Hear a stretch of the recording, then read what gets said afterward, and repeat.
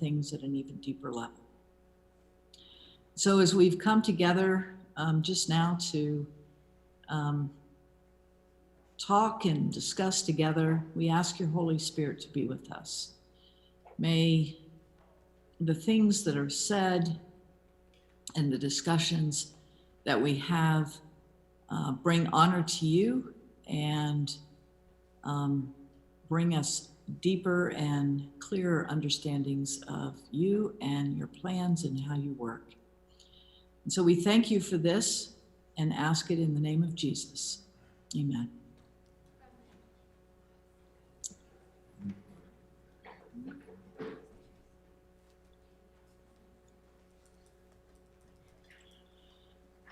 Okay, on the way back here to begin the meeting, my husband Charles asked me, what happens if nobody asks any questions? And I thought to myself, well, I don't believe that you can bring a group of young people together and give them opportunities to ask questions. Nobody will ask any questions. So I have full confidence that there will be some questions. And so to ask those questions, sometimes it's a little difficult to see everyone. Actually, I think this view will help me see better. So between myself and Tim, we'll try to recognize your hands. If you are not wanting to raise your hand and you have access to a computer where you can submit your question via the chat, you can submit them that way and I will watch for them. And if you would just choose, the chat gives you options as to who you can send that chat to. And if you would just say everyone, that'll make it easy so that I can see it, Mr. Tim can see it. So between us, we'll be able to pick up on those questions. So at this time, we will open it up. And Tim, I don't know if there's anything you want to say before the questions start flowing in. But I think here we have a couple more people joining. So yeah, these questions could be based on something we've been going over. I know I've covered a lot of ground and a lot of material. And so there may have been something you'd like to look at a little more closely or something wasn't clear. And that's perfectly great. I'd also say if there's any of the other teachers or adults that are here that you feel like you've got a good input for the answer, by all means, please feel free to share as well.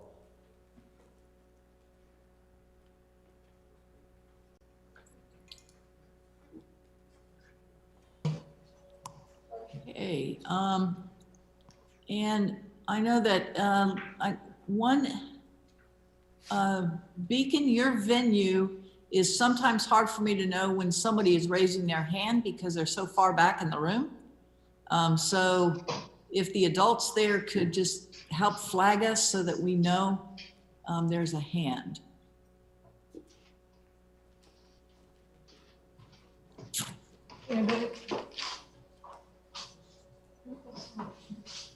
Mute yourself. Shh.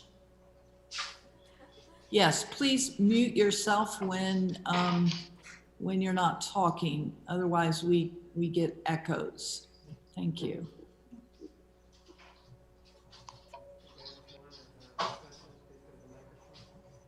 You can put your headphones if you want.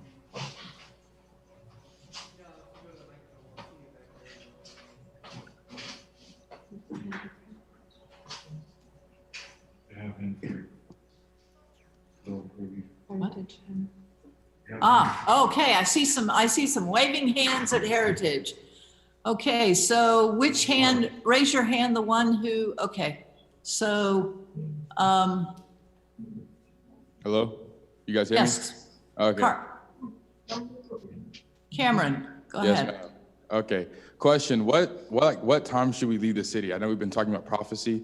Like, what is a good time to like leave the city and like go to the mountains, or like, do we go to the mountain? Like, explain that to me. Like, when do we leave? Okay, good question. And you're referring, well, let me back up. Jesus gives the first warning in Matthew chapter 24 about fleeing out of the city. And that's in reference especially to the destruction of Jerusalem. We'll see if we can find the verse here. Matthew chapter 24.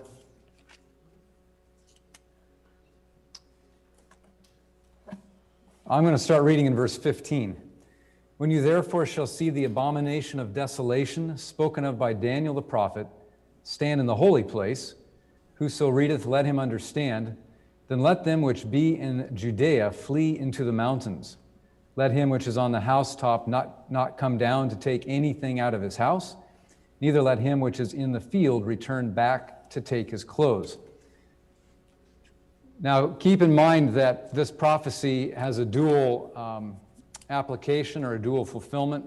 The first one was historical, and that was fulfilled in the year 70 AD when the Roman armies surrounded Jerusalem.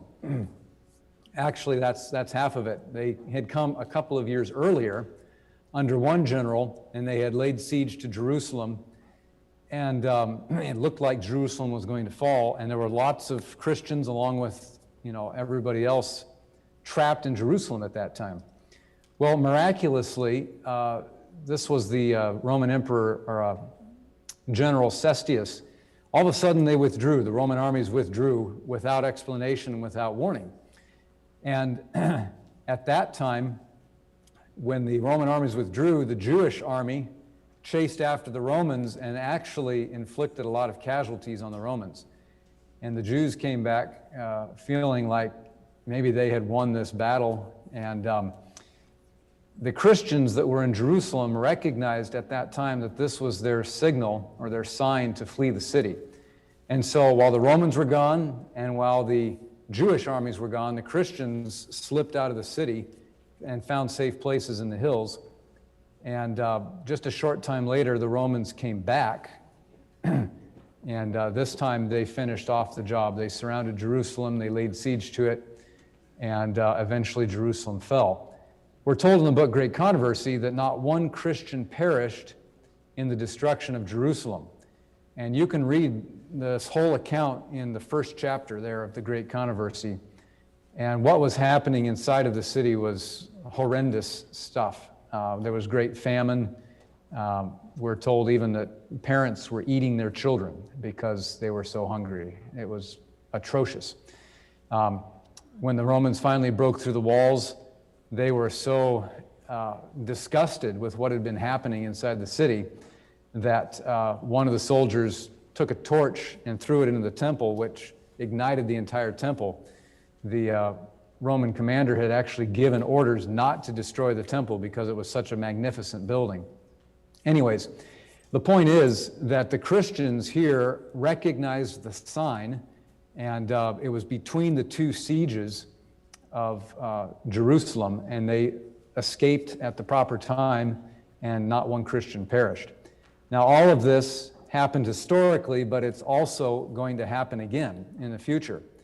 And I think your question, Cameron, if I caught your name right, is what is our sign, or when is our time to flee the cities? And Ellen White talks quite a bit about the fact that we should be, if we can, living outside of the cities, especially for those families with children, but we need to be working within the cities. Obviously, most of the world's population lives in a city somewhere. So we can't just ignore the cities, and the point is not to go and hide and become a prepper somewhere and find our secret place way out in the woods and stockpile food and think that we can somehow ride through the end times with what we've hoarded for ourselves. It's not biblical, it's not Christian in our outlook, only thinking about ourselves, and it's not going to work. We're told that at the very end, this also is in the book Great Controversy, every earthly support will be cut off from God's people. So we're going to have to be trusting completely in God.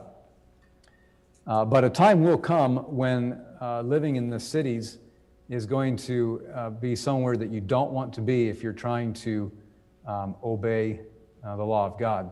And that time specifically is when the Sunday laws, the national Sunday laws, are passed.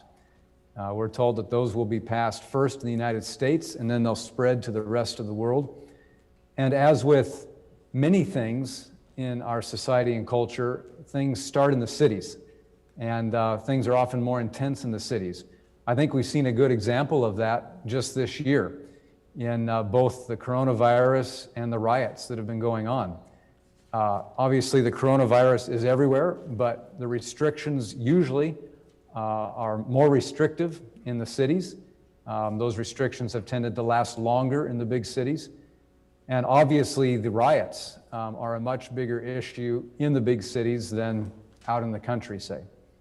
And so I think these are good examples for us of why we want to try to be locating ourselves in a place where there's just a little bit less going on. That doesn't even speak to a lot of the temptations and the moral influences that every big city suffers with. So if we're trying to live lives that are connected with God as closely as possible, like Enoch, we're talking about him.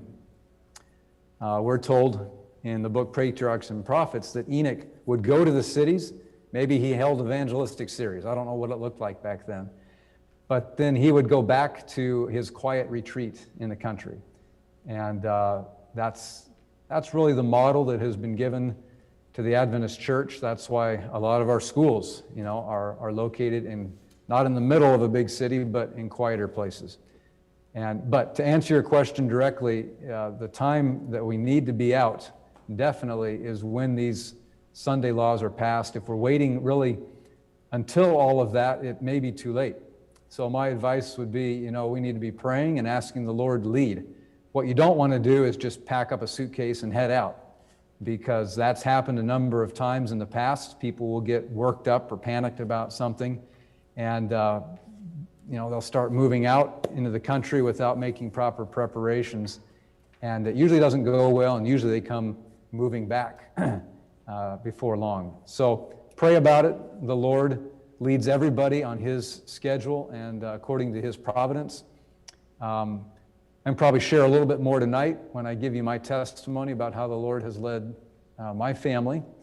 But it's a process, and it's not something you want to try to do overnight. But the real signal that we're looking for here are those Sunday laws, which I think we've seen good example this year. They will probably start or be most strictly enforced in the big cities, and then slowly trickle down from there.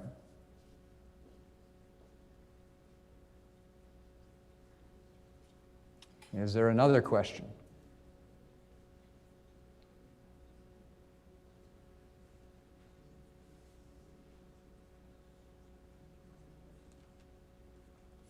Yes, sir. Kathy, Harvard Hills has a hand up.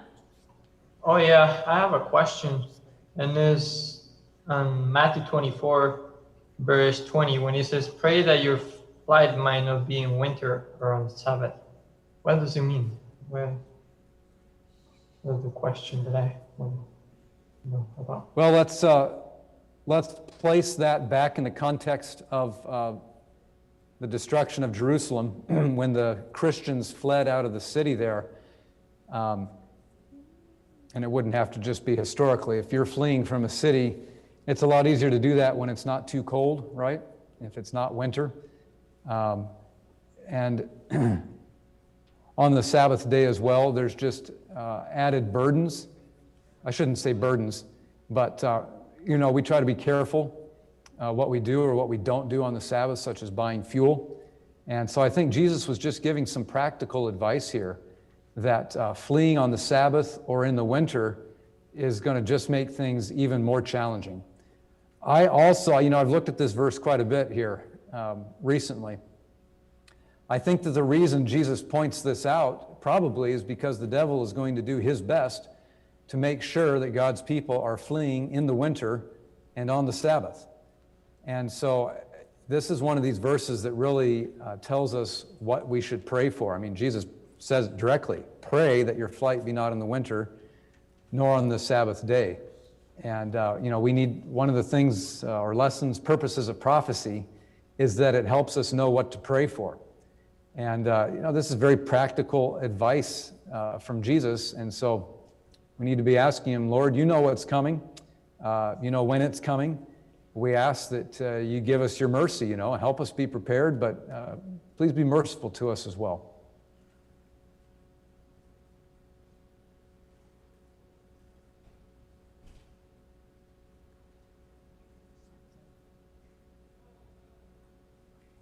Yes, sir, from Ouachita. So going along with the when should we flee to the hills thing,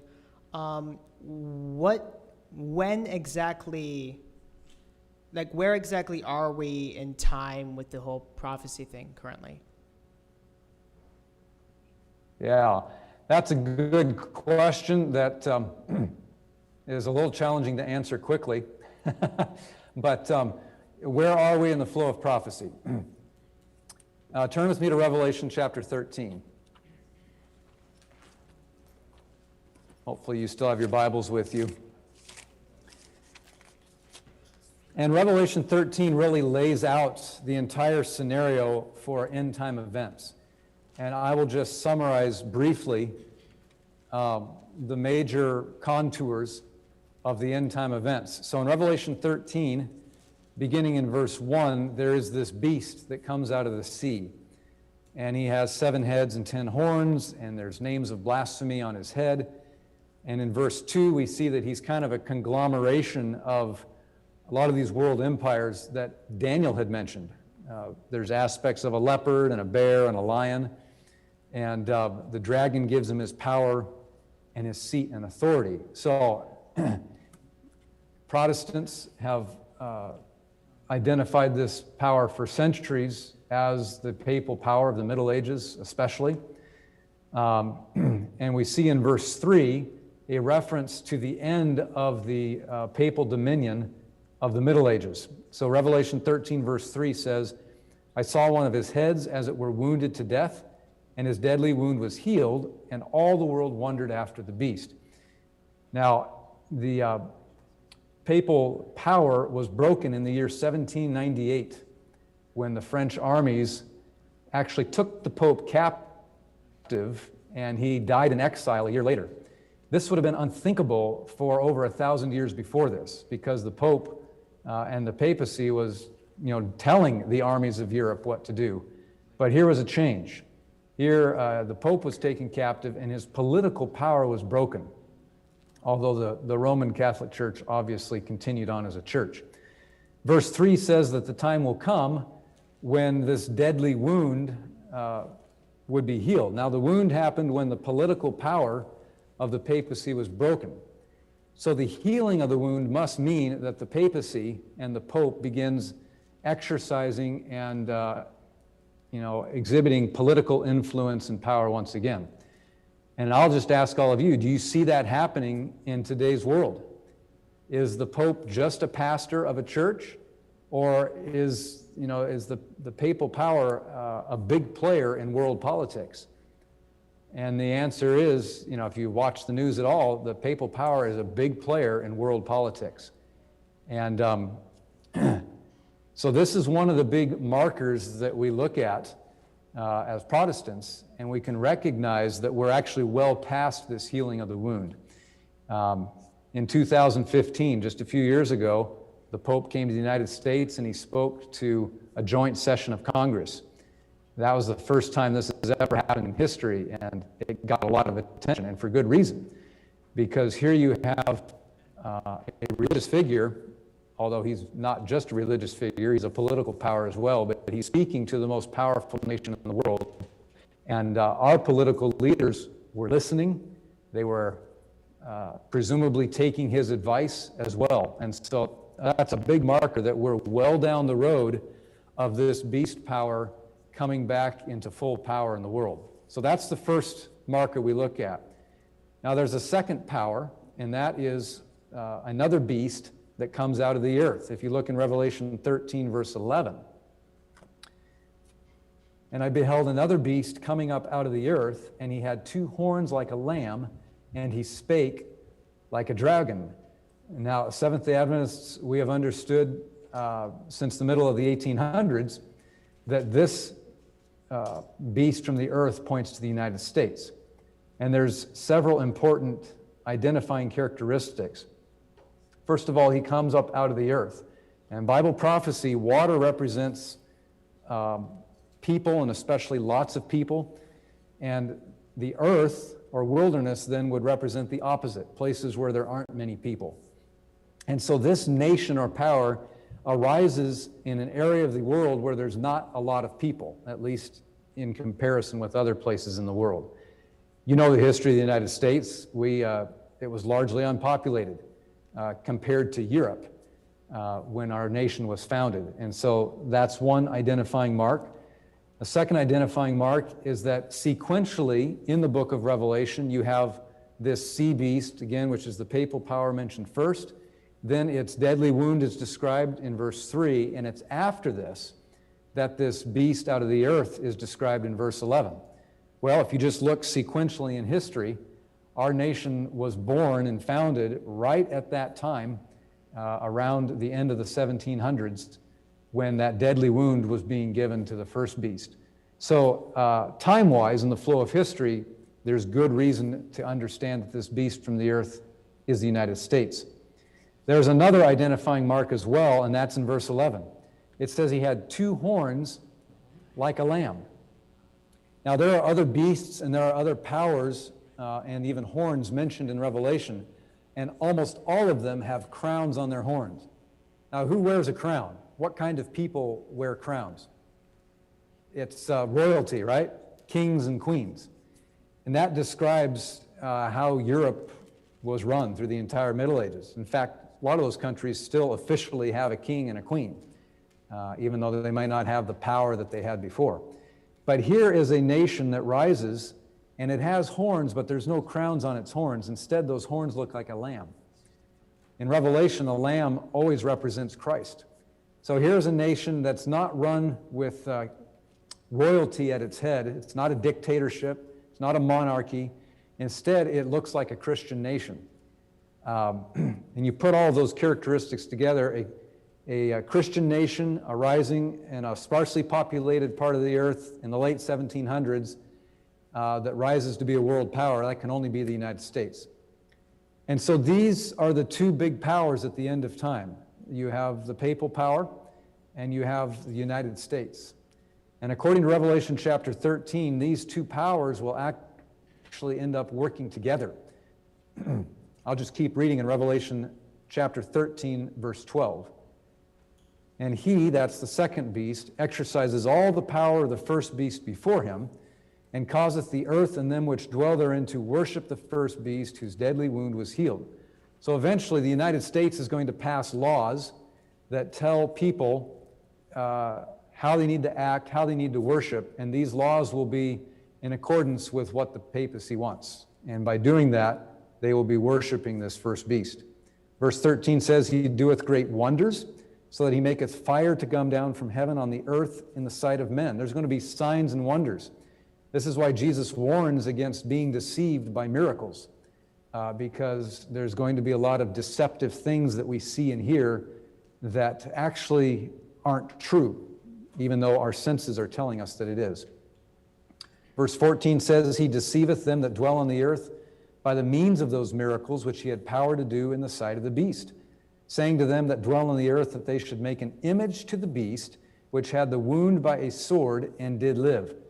Now this is a really important verse here, verse 14. How did the first beast operate? What gave it its power in the Middle Ages? It was the combination of church and state, where people were told how they should worship, where they should worship, basically how they can live. That is what gave that first beast power. In verse 14 here, we read that the second beast, which is the United States, will eventually make laws that resemble or mirror or make an image to the first beast. In other words, this land of liberty, which has been such a blessing to the world because of the Constitution and the Bill of Rights, which guarantees, in that First Amendment, the right of free speech and the right of religion. We have the right to assemble. All of these rights that we've enjoyed, they're going to change, and many of them will completely disappear eventually. When that happens, that will be an image to the beast, because it will be very similar to the political and religious situation in the Middle Ages. Now, what happens when those changes take place? Look at verse 15. And he had power to give life unto the image of the beast, that the image of the beast should both speak and cause, that means force, that as many as would not worship the image of the beast should be killed. Now, worship is a religious activity, isn't it? We're talking about religious things here. And so these laws are going to be, there's going to be religious laws that are telling people how and when they need to worship. Verse 16 goes on, and he causeth all, both small and great, rich and poor, free and bond, to receive a mark in their right hand or in their foreheads. So that's the mark of the beast, that no man might buy or sell, save he that had the mark or the name of the beast or the number of his name. And at that point, if you have chosen to remain faithful to God, you're going to be pushed to the periphery of society and eventually persecuted as well. And it's at this point that I believe God will be providing for his people, much as he did Elijah when he was hiding beside that brook Cherith. The ravens came and brought him food, the streams provided water, and when that ran out, God directed him to that widow's house in Zarephath. Your question was, where are we in this progression of events? And I believe that we're somewhere here toward the end of verse 14. At the end of verse 14, it makes reference to the image of the beast, so the setting up of these laws and the change in nature of our country, the United States. In verse 15, the image of the beast actually comes to life, and these laws are passed, and then the mark of the beast is passed. So I believe we are somewhere near the end of verse 14. What tells me that? There is more and more agitation in the world, both within Protestant churches, certainly from the Catholic Church, but even from secular sources. Just people out there in the world are saying more and more, we need to have a Sabbath rest every week. And this is a very prophetic movement, because we know that the mark of the beast will involve laws that require worship not on the seventh-day Sabbath, but on a first-day Sabbath. And I put that in a lowercase s. So as we see more and more agitation for these kinds of laws to be passed, and for pressure for society to come back and start getting a weekly Sabbath rest, it's not bad advice necessarily. God gave the Sabbath. It's still a blessing. But the solution is going to be the wrong day. We know that. And as we see this movement gain steam, we know that we're getting closer and closer to those very final events. So I hope that helps answer your question.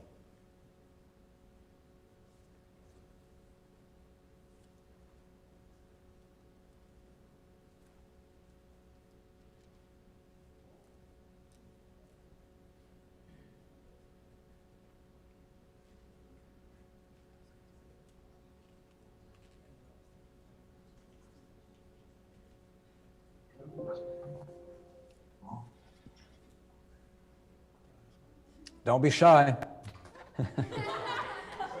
Okay, it looks like we have someone come to the mic. Can you hear me? Can you? Yes, sir. Yes, we can hear you. All right, so I just had a question about your chiastic structure, the parallel that you had, because you went through 3, 4, and 5, but you didn't really touch on 1 and 2. And I was wondering if you could kind of explain the parallels that you see in the first and the second steps of Matthew 21 through 25 there. The first one being the fig tree, and the last one being the sheep and the goats, and then the second one being the householder, and the third one, the second to last one, I think, was the parable of the 10 virgins. Okay. Yeah, thank you. So the first parable that Jesus mentions, like you just reminded us, was the fig tree. Now, what was the mistake that the fig tree made?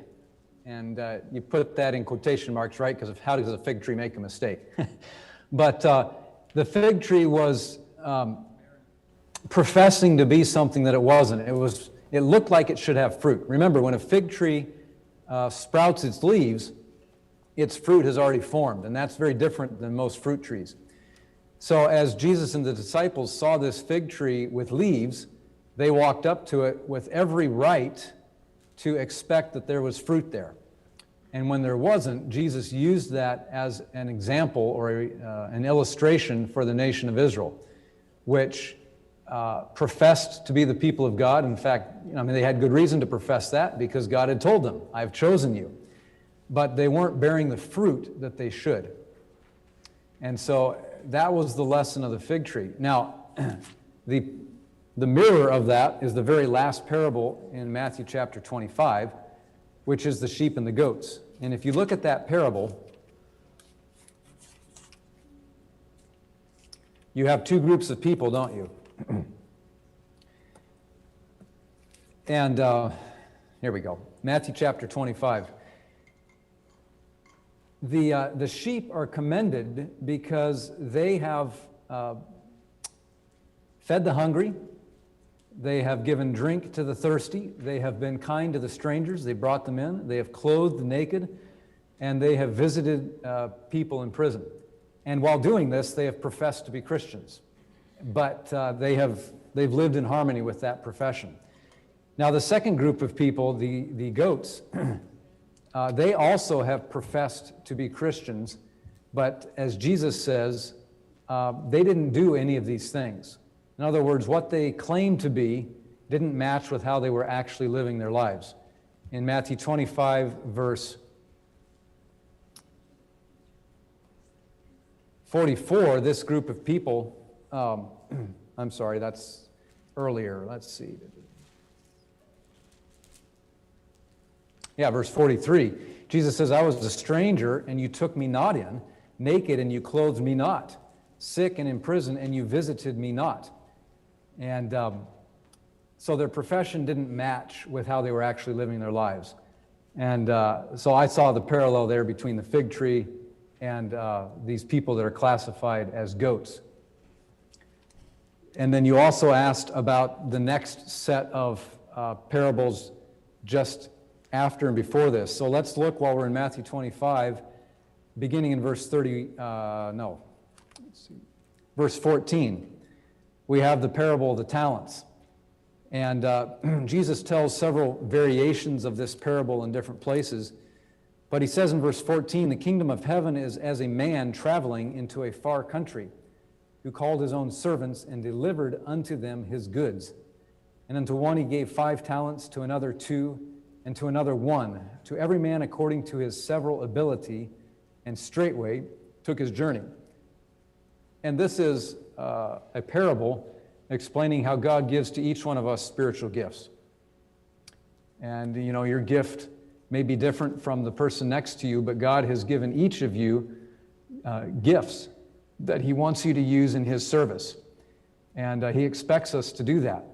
Now in the parable, when the master finally comes back from his journey, he calls his servants to account. And verse 16 says, "He that had received the 5 talents went and traded with the same, and made 5 more talents. Likewise, he that had received 2, he also gained 2 more. But he that had received 1 went and digged in the earth and hid his Lord's money." So the one that had 5 talents doubled it. He used them wisely. The man that had 2, he also used them wisely, and he doubled what he had been given. The one that had received just 1, he doesn't double it. And if he had doubled it, even though he only had 1 talent, if he had used that faithfully and doubled it, he would have received a commendation. Well done, good and faithful servant. But he didn't do that. He goes and hides it in the earth. And we find out why a few verses later. Look at verse 24. Here that last servant is explaining why he hid his 1 talent. Verse 24. "Then he which had received the 1 talent came and said, Lord, I know that you are a hard man. And that says it all. He didn't like his master. He didn't trust him. He didn't think that his master was a good person. He said, I know you're a hard man, reaping where you have not sown and gathering where you have not strawed. And I was afraid, and I went and hid thy talent in the earth. Here it is. In other words, he didn't love or trust his master, and that was the big problem. And that made the difference between him and the other two servants. The difference was not in how many talents he got. And I just want to make this point as well. Maybe you feel like, well, I'm not good at getting up front. I don't sing. I'm not good at speaking. Maybe you feel like you don't have a lot of talents. But I assure you, God has given you at least one talent that you can use in his service, and probably more than that. The difference in these servants was not in the number of talents they got. It was in their attitude and their belief in who God was. And that unwise servant didn't love his master. Now, the parallel or the mirror story to that is the parable of the husbandman. And that's in Matthew 21, beginning in verse 33. And the story here is similar. There's a man that owns a vineyard, and he sends his servants to take care of the vineyard, and when it's harvest time, he sends more servants to collect, the produce. And the first set of servants that have been there all along, they mistreat and end up killing the servants that he sends to collect the harvest. So eventually, the vineyard owner sends his son, which of course represents Jesus. And they end up killing the son as well, saying, if we kill the son, then we'll get the inheritance and we can take the vineyard. Well, when they do this,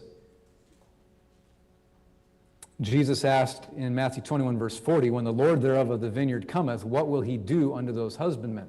In other words, there's going to be a judgment, right? Just like there was a judgment in the other parable. What have you done with the talents I gave you? Here's a judgment. How have you lived your life?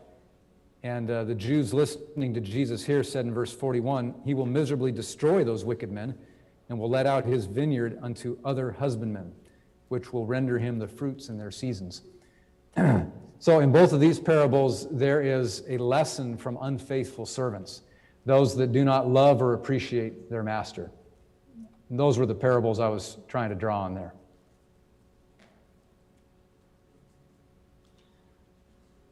Okay. I don't know if anyone has a really short question. Okay, there's one more at Ouachita. So I know recently we've been having a lot of natural disasters, and are we muted? No, okay. So I know recently the world's been having a lot of natural disasters, and I've heard people mention these natural disasters being like the plagues of Egypt or the final 7 plagues. I guess I technically have 2 questions. One being, how are these natural disasters like the plagues that occurred in Egypt, and how much more severe will the last 7 plagues recorded in Revelation be? Okay, thank you. Good question. The 7 last plagues are described in Revelation 16, and we touched on it very briefly during church this morning. The first thing to keep in mind is that the 7 last plagues fall after the mark of the beast and the close of probation. If you look in Revelation 16, verses 1 and 2, we read this, and I heard a great voice out of the temple saying to the 7 angels, go your ways and pour out the vials of the wrath of God upon the earth. And the first went and poured out his vial upon the earth, and there fell a noisome and grievous sore upon the men which had the mark of the beast, and upon them which worshipped his image. So the 7 last plagues do not fall until everybody has made their final decision. People have either received the seal of God, and they'll be protected from those plagues, or they have the mark of the beast, and they will suffer through those 7 last plagues. Now, I also have heard a lot of comparisons and people surmising or wondering if even the coronavirus here is, plague number 1, because the first plague is a disease or sore of some sort. that falls upon people. Well, Jesus said in Matthew 24 that there will be pestilence. He says that in Luke as well. And so we can expect that there will be bad diseases. And of course, there have been diseases for a long time. We can expect that they'll continue getting worse. And we'll probably see more things like we have this year as more and more deadly diseases start floating around Earth. But it cannot be the actual plagues because the mark of the beast has not come yet. Close of probation has not happened yet.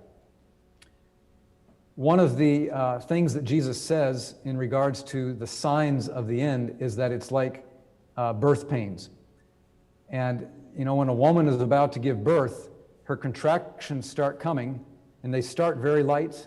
I remember when my wife, we have 4 children, and when those contractions start, they're very, very light, almost just like a little flutter.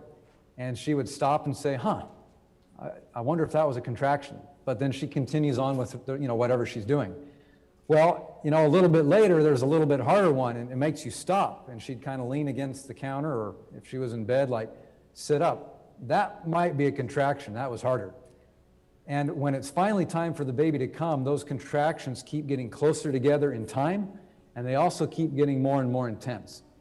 And the point Jesus is making is that these signs that we're seeing, such as natural disasters, deadly diseases, even though we've always had these things in the world, they're going to keep getting closer and closer together, and they're going to be getting more and more intense.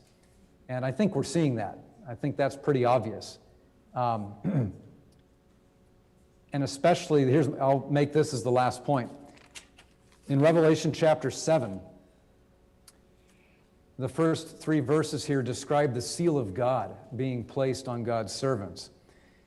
And in verse 1 of chapter 7, there are 4 angels holding the winds of earth. That's the strife that is going to engulf earth. And God has been, and he still is, holding back a lot of the strife that the devil would love to send on this planet. And God is waiting until his people are sealed. However, as that process gets closer and closer and comes to fruition, and as the seal of God is placed on his people, those 4 angels will begin letting go of those winds. And what that really means is that God is going to stop preventing the devil from doing whatever he wants here on earth. And as God does that more and more, we're going to see a lot more natural disasters. We're going to see a lot more disease. All kinds of chaos will just increase as the devil gets more and more ability to do what he wants to do here on earth.